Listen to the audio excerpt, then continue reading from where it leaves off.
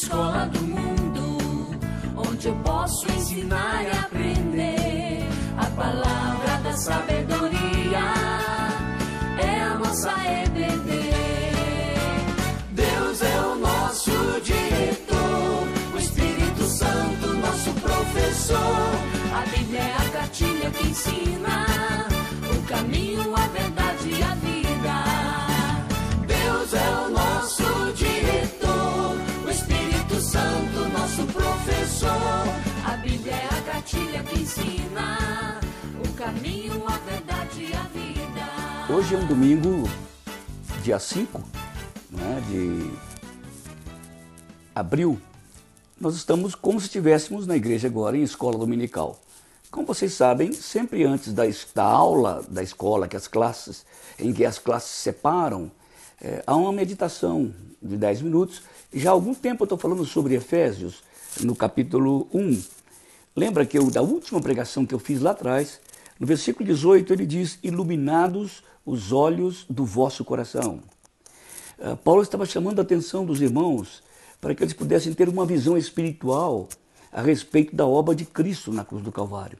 Olha o que ele diz: iluminados os olhos do vosso coração, para saberdes qual a esperança do seu chamamento, qual a riqueza da herança dos santos e qual a suprema grandeza do seu poder para com os que cremos. Então, 3 coisas o nosso coração, os olhos do nosso coração deveria ver. Preste atenção: a esperança do chamamento, a riqueza da glória da sua herança nos santos e a suprema grandeza do seu poder.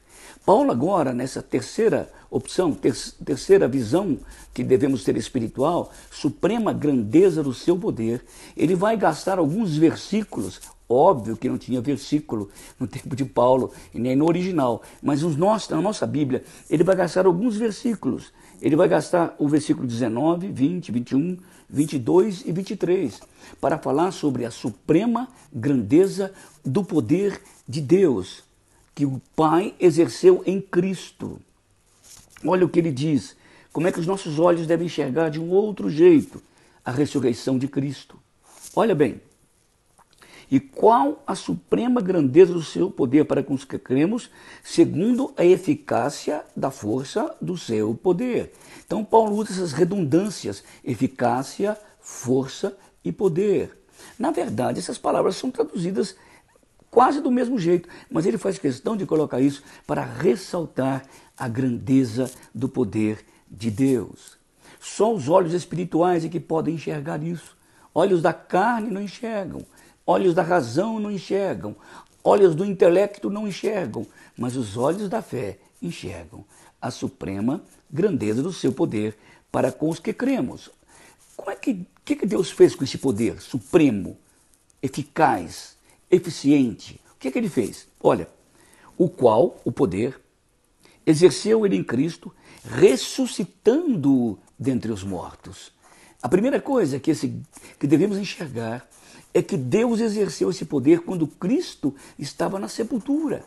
Quando ele estava ali de sepulto, né, sepultado, veio um poder do céu e invadiu a vida de Jesus morto, e esse poder reconstituiu o organismo de Cristo, soprou-lhe o fôlego da alma, ressuscitando dentre os mortos. Paulo estava dizendo: olha que tamanho de poder! Quem pode fazer isso? Quem pode ter um poder desse para ressuscitar um morto? 3 dias morto? Quem pode fazer isso, senão a suprema grandeza do seu poder? Então, Paulo está dizendo que Deus começou a mostrar o poder dele, a grandeza, quando ele levantou Jesus de entre os mortos. Quando ele exerceu esse poder em Cristo, levantando-o dentre os mortos. E mais, a primeira coisa que ele fez: depois que ele levantou Jesus dentre os mortos, Jesus foi ao Hades, lá no fim do mundo, assumir o seu senhorio sobre o inferno. Aí, logo depois, fazendo esse poder, né, o poder de Deus, fazendo Jesus assentar nos lugares celestiais. Olha lá, esse poder tirou Jesus lá do Hades e jogou Jesus lá em cima, fazendo assentar à direita nos lugares celestiais. É esse mesmo poder que Deus exerce em nós. É debaixo desse poder em que nós estamos. Se há tanto poder nesse Deus, por que o medo? Por que a aflição? Por que a angústia? Por que o desespero? Nós estamos debaixo da mão daquele que ressuscitou Jesus entre os mortos, daquele que pegou Jesus e colocou lá em cima, em glória, à sua direita. Paulo está chamando a atenção para que nós tenhamos olhos da fé, olhos que enxergam muito além do físico, olhos que são metafísicos, olhos que enxergam além do material, que enxergam o espiritual. Paulo está dizendo que nós devemos ter visão do coração, visão espiritual, para entender esse poder que levantou Jesus dentre os mortos e o que o colocou lá em cima, à direita dos lugares celestiais. Olha o que diz: o qual, poder, né, exerceu ele em Cristo, ressuscitando dentre os mortos e fazendo-o sentar à sua direita dos lugares celestiais. Agora Paulo está falando de uma outra coisa aqui. Quando Jesus ascende aos céus, ele se assenta à direita do Pai e governa o universo agora com o mesmo poder que ele tinha antes, quando criou o mundo, Cristo, quando ele criou a palavra, criou o mundo, e agora ele está à direita e ele está cheio desse poder. Não é? Agora ele não está mais limitado como ele era antes.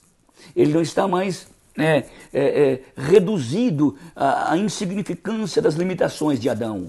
Pelo contrário, agora ele assume a sua glória que ele tinha antes que houvesse o mundo. Lembra da oração sacerdotal? Pai, ele está se vendo no céu, está se vendo lá.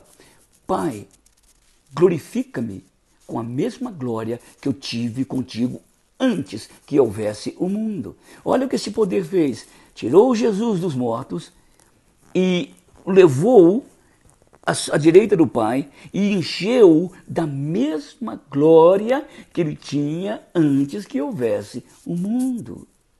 Então, Paulo está dizendo, abra os olhos, não enxergue o mundo com a miopia da carne, com a presbiopia de Adão, com as limitações oftálmicas do homem caído, mas enxerga com os olhos da fé.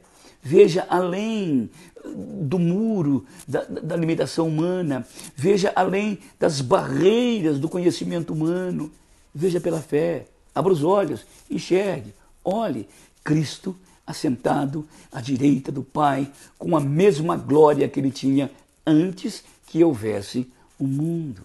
Agora, quando Jesus ascende a esse status, ascende a esta altura, ele se põe acima de tudo. Ele volta a ser o Dominus, o Kyrios, o César, o Kaiser, o Senhor de todas as coisas. Olha o que Paulo diz.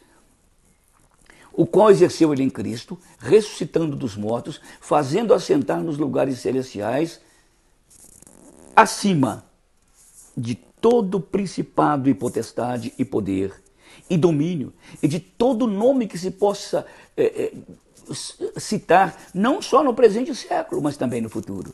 Olha agora a posição que Jesus tem. Ele está acima de principados e potestades.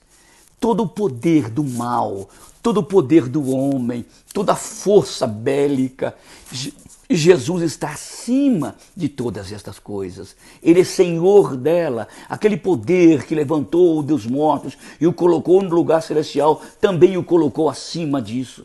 Todas as coisas estão debaixo dos pés deste grande Senhor. Você tem olhos para enxergar isso? Numa situação calamitosa como estamos vivendo, devastadora como estamos vivendo, essas coisas estão todas debaixo dos pés de Jesus. Imagina as bactérias, os vírus, o microcosmos, o nanocosmos invisível. Agora, imagine isso agora, aos pés de Cristo. Se o macrocosmos, os grandes homens poderosos, as armas, os canhões, estão todos debaixo dos pés de Cristo, imagina os vermes e as bactérias, os vírus. Ele é Senhor de todas as coisas. Nós não estamos na mão de um Deus frágil, de um Deus que precisamos de levar nas costas. Pelo contrário, esse Deus nos leva na sua mão e diz, não temas, porque eu te remi. Tu és meu. Que Deus nos abençoe neste domingo. E logo depois dessa palavra, nós vamos ter a escola dominical, como normalmente nós temos ao domingo. Então você está, de fato, numa igreja, ouvindo uma introdução, e agora vamos dividir em classe, e você vai ouvir uma aula de escola dominical. Bom domingo, que Deus abençoe. À noite, às 19h30, eu vou estar neste lugar aqui, ou melhor, lá na igreja, pregando a palavra de Deus. Convide os seus amigos para que em 19h30 nós estejamos juntos ouvindo, cantando e ouvindo a palavra pregada. Que Deus nos abençoe.